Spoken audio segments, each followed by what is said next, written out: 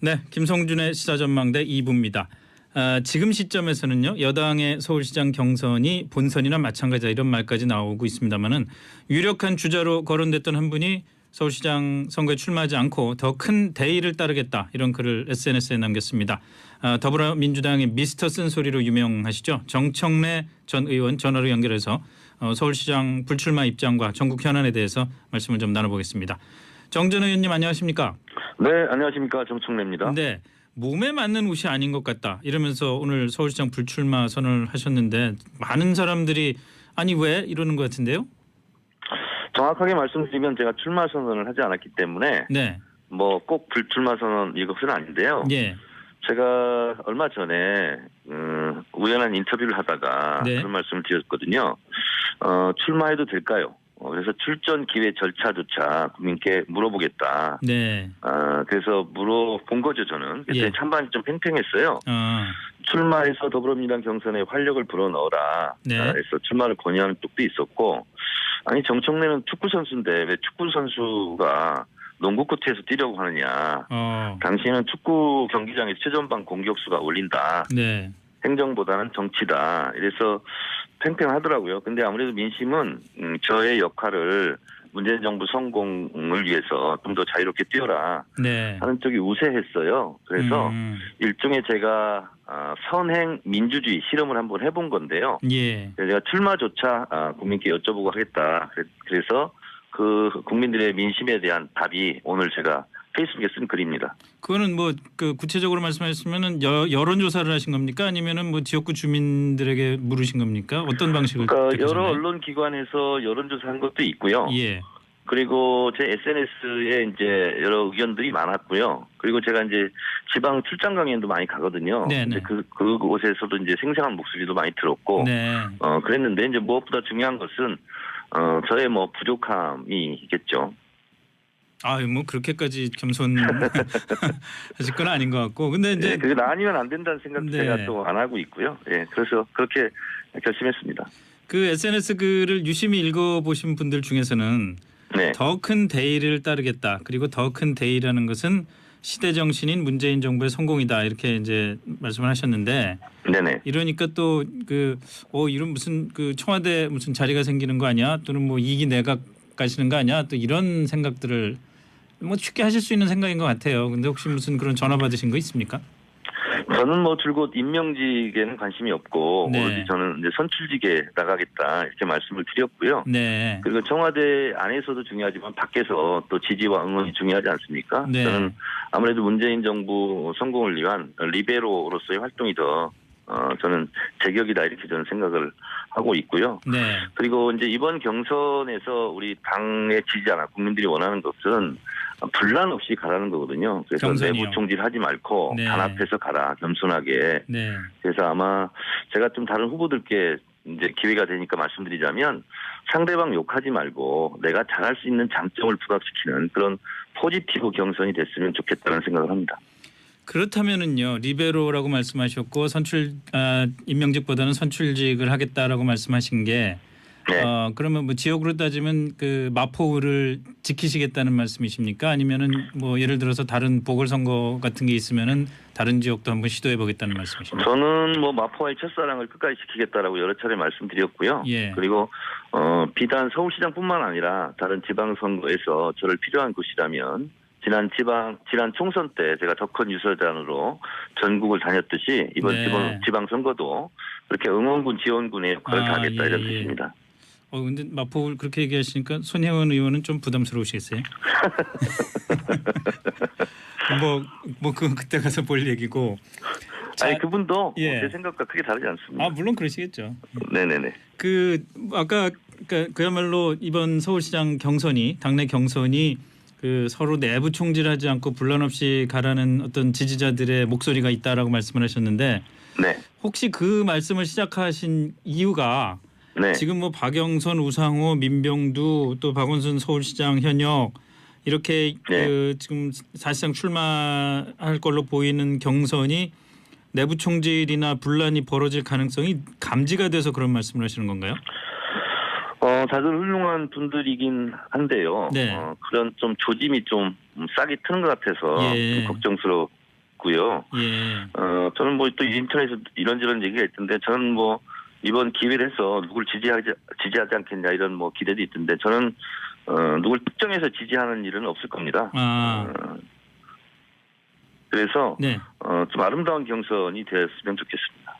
예. 뭐 그리고 물론 예. 아름다운 경선을 통해서 후보로 뽑히신 분 또 당선을 위해서 당을 위해서 그때는 또 제가 열심히 최선을 다해서 뛰겠습니다. 네, 그러셔야 되겠죠.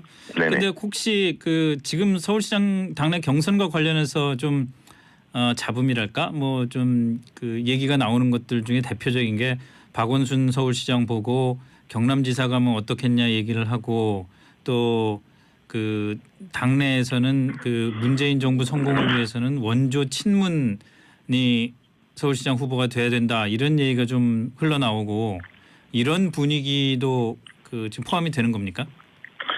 저는 뭐 누구든지 출마의 자유가 있고 네. 또 출마지 선택의 자유도 있다고 생각합니다. 박 시장의 선택을 저는 어떻게 하시든 존중하고요.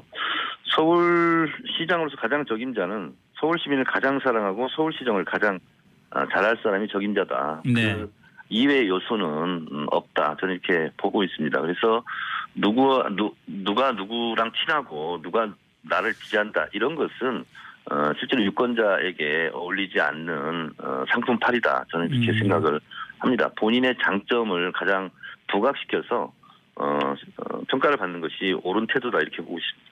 친문이다 아니다는 중요하지 않다는 말씀으로 이해를 해도 되겠습니까? 그러니까 내가 친문이다 한다고 해서 그게 네. 친문이 되는 것도 아니지 않습니까? 예, 그렇죠. 지난 여름날 내가 한 일을 다 알고 있다. 이렇게 진짜는 다 알고 있지 않습니까? 네. 그래서 큰 효과는 없을 것 같습니다. 네. 자, 그 좀 정치권과 여론 전반에 대한 질문을 좀 넘어갔으면 좋겠는데요. 실제로 그 여자 아이스하키 단일팀 문제, 또 네네. 가상화폐에 대한 규제, 뭐 이런 것 때문에 최근에 그 문재인 정부에 대한 지지율이 특히나 20, 30대 젊은 층에서 여론이 굉장히 출렁거렸었거든요. 네네.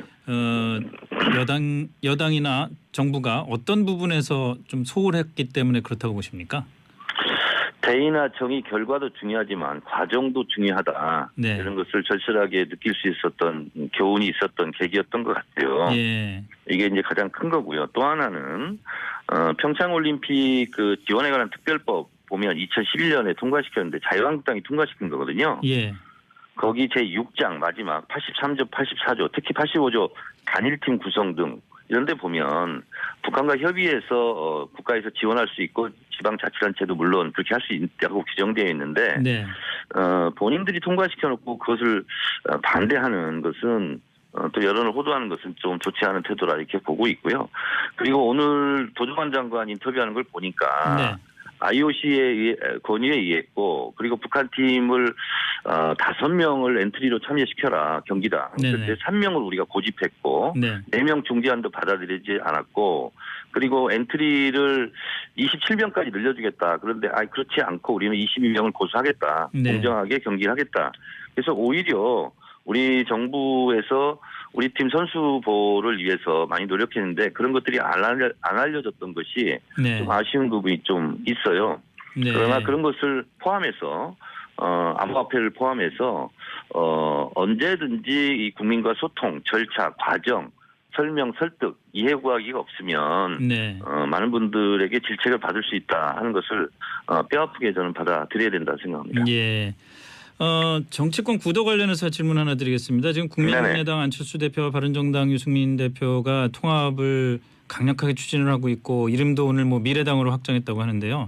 네네. 그러다 보니까 이제 박지원 전 대표를 비롯해서 호남 의원들을 중심으로 해서 민주평화당 이게 아마 과거에 평화민주당에서 착안한 이름 아닌가 싶은데 네네. 뭐 창당 준비하고 계시고 그런데 사실 민주당 입장에서 어떻게든 이분들하고 합치는 게 나은 거 아닌가요? 그렇게 따로 뭐 민주평화당 이렇게 놔둘 필요 없이.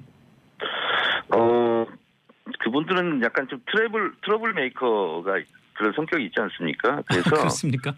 우리 당을 나갈 때도 사실 분당하고 분열했는데 네. 다시 받아들이는 것을 일단 지지자들과 당원들이 원하지 않습니다. 아. 그리고 인위적 정계 개편이라는 것은 다 잘못된 거거든요. 총선 예. 때 민의대로 가고 예. 그리고 그 상태에서 다시 4년 후에 총선에서 심판받고 의석수가 정해지는 것이 예. 4년마다 한 번씩 합법적으로 이루어지는 총선 민의에 따른 정계 개편이거든요. 네. 그거를 뛰어넘는 어떤 인위적 정계 개편도 옳지 않다 이렇게 보고 네. 바른정당과 뭐 국민의당, 미래당 이렇게 이름 지었다고 그러는데 저는 미래가 불투명한 당이다 저는 이렇게 보고 있어요. 예. 왜냐하면 이런 원칙들을 다 어겼기 때문이죠. 특히 네. 전당대회도 하지 못하고 뭐 체육관 당원 선거처럼 그렇게 하는 것은 과거 퇴행적이거든요. 네. 그래서 저는 국민 무섭게 알아야 된다 이렇게 생각을 하고 있어서 네. 뭐 바람직하지 않다고 보고요. 우리 당으로 들어오는 네네. 것은. 그리고 또 하나는 당이라는 것은 정체성이 있어야 되고 그 정체성에 따라서 정권 획득을 위해서 당원들이 노력하는 조직체이지 않습니까? 그렇죠. 근데 이제 국민의당 자체가 정당으로서 이게 오래 갈까 저는 그때부터 생각했는데 문재인 반대 클럽 성격만 있었지 그것만 네. 같았지 다른 것이 이렇게 합쳐질 수 있을까 이렇게 우려했었는데 역시 안철수 박지원은 합쳐져서는 안 될 그런 세력이었다는 것이 이번에 입증됐기 예. 때문에 이런 상태로 저는 그냥 총선에서 다시 평가받는 것이 옳겠다 이렇게 생각합니다. 알겠습니다. 앞으로도 자주 좀 저희 시사전망대